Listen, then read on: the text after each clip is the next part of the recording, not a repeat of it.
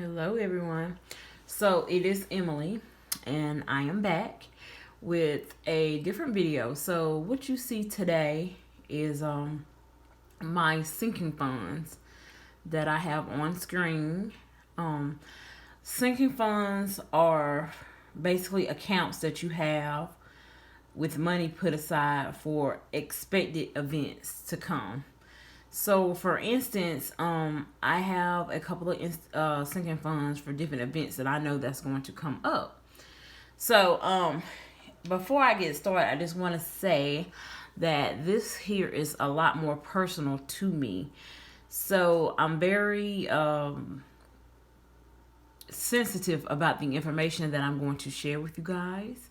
But I'm going to share it with you guys because I feel like it might be able to help someone out there that needs to get a grip on their finances. Okay, so over here, this is a low income budgeting channel. So I have a low income, and this is how I basically manage my low income and manage my money. I decided to open up multiple accounts with Capital One because it actually helps me have a breakdown of where my money is at and where my money is going in the future. So I decided to open up a Capital One account, and I have one checking account with them, and I have about, let me see how many sinking funds I have with them. So I have 1, 2, 3, 4, 5, 6, 7, 8, 9, 10, 11, 12. I have 12 sinking funds, and you'll probably say I have 10 sinking funds and an emergency fund account. So we're going to say that. So I just wanted to share with you guys really quickly what I have in the categories of my sinking funds are and what I have in my sinking funds. So don't pay attention to this right here. That is one of my credit cards and the balance on that. So I'm pretty sure for all my nosy folks out there, I've already seen how much I owe on my credit card there. But that's not what we're going to talk about today. We're going to talk about my sinking fund accounts. So this account here is, I'm using my pen as a pointer, you guys. This account here is my emergency fund with Capital One, and as you can see, I have $1,501.17 in that account. I got a little bit of interest on there, but I have basically $1,500 in that account for my emergency fund. I decided, and over here, I'm going to say we don't follow Dave Ramsey strictly. So if you are looking for a strict Dave Ramsey plan, don't even come over here, because over here we do what we want to do because we're grown and we can do it. Okay, so I have $1,500 in an account for an emergency, and I decided to go over the $1,000 because I am a single mom. And I am going to put an additional $500 in here by the end of the year because I would like to have $2,000 in my emergency fund. Okay, so the next account here is car tires. Now, car tires actually has more than just car tires in there. I have money in there for car taxes as well. I have taxes that's due on my car this month. So for car tires, I only have $50 in there for car tires because I just purchased 4 new tires. So I have 4 new tires on my car. So I'm just saving. I'm just starting over from my next set. So $50 of that is actually car tires. The remainder, $122, is going for car taxes, which will be withdrawn and paid out by the end of this month. My next category is car maintenance. Car maintenance, I have $200.25 in that account. And I just had some maintenance done on my car, and I need some more front end work done. So I will be adding to this with my next paycheck coming up on March 15th. So I have $200.25. And the next account I have is Ashton Babysitter. This is for whenever I do need a babysitter for her. I already have money set aside to pay for someone to watch her for whatever reason. I really don't have to use this account that often because I work for the school district here, and whenever she's out of school, I'm usually out. There are cases where we have to work teacher work days, and most of the time her dad watches her on those days. So this is just in case I have to pay someone other than her dad to watch her. Okay, so I'm gonna go back to that saying, because I don't want y'all to get it twisted, because I know some of y'all don't listen and some of y'all get stuff twisted. No, I don't pay her dad to watch her. I'm saying that if her dad cannot watch her, then I'll have to pay someone else to watch her. That's where this comes in. Okay, I can clear that up because I can hear y'all in my comments now. You gotta pay her dad to watch. Don't even come over here with that.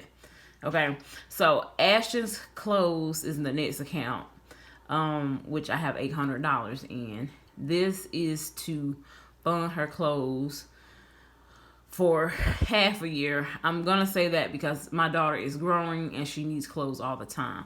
Not only is some of this clothes, but some of this is for her hair. So let's see. I'm gonna look at my notes, and I got my little trusty notepad here, you guys, that I'm reading off of as well, which tells me what exactly is the breakdown of this right here. So $500 of that is actually for clothes. The other $300.19 is for hair. And no, I do not spend $300 a month on my daughter for hair. That is through the whole year. I have $300 in there to spread out. And that is if I want to get her hair done on a special occasion or, throughout the year. I don't always get my daughter's hair professionally done. I do it myself a couple of times, but whenever she wants like box braids and crochets and stuff like that, I have the money in that account for her. So $500 is towards clothes for her, and I'll be taking some of this out soon to buy her spring and summer clothes because she's 9 and she's an only child. I don't get hand-me-downs for her. I always have to purchase new clothes for her for each season. And my daughter went through a growth spurt and she's going through puberty. So, sorry, my screen timed out. But she's going through puberty, so I'm having to purchase clothes more often. Okay, so let me scroll on because I don't want to run out of time. And yes, my computer would be a butt and freeze on me. So I was trying to scroll down, but I hope that you guys can see right here, household in the corner. Household has $80.02. I had $100, but I recently took out, there we go. I recently took out $20. So now I have $80.02. And I'm going to take out $60 soon to stock my house up. Around tax time, I usually take out money out of my taxes and put it into this account so that I can stock my house up with household items like toilet paper, toothpaste, deodorant, soap, mouthwash, whatever it is that I might need for a couple of months. So I don't have to worry about taking money out of my regular check to purchase those items. Okay, so the next account I have here is Ashton Fund. This is the Ashton Fund, and it says Ashton Fund Activities. So one of the things that was busting my budget was activities for my daughter. So I decided to start sinking fund up for that.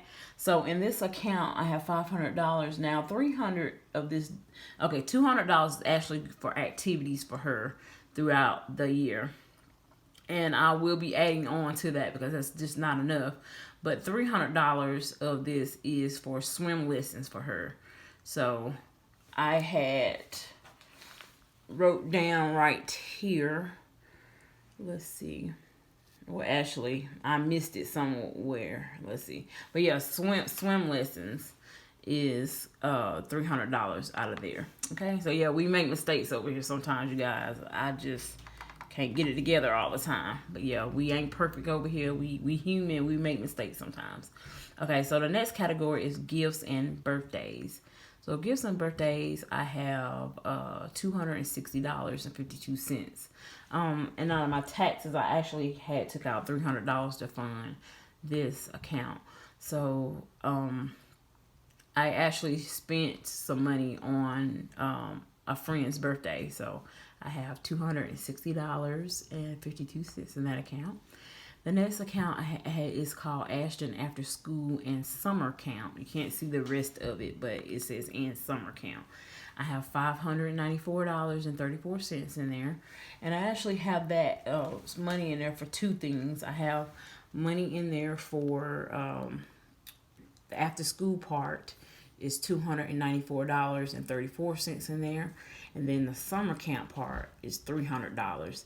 So I have a total of $594.34 in that account, as you can see.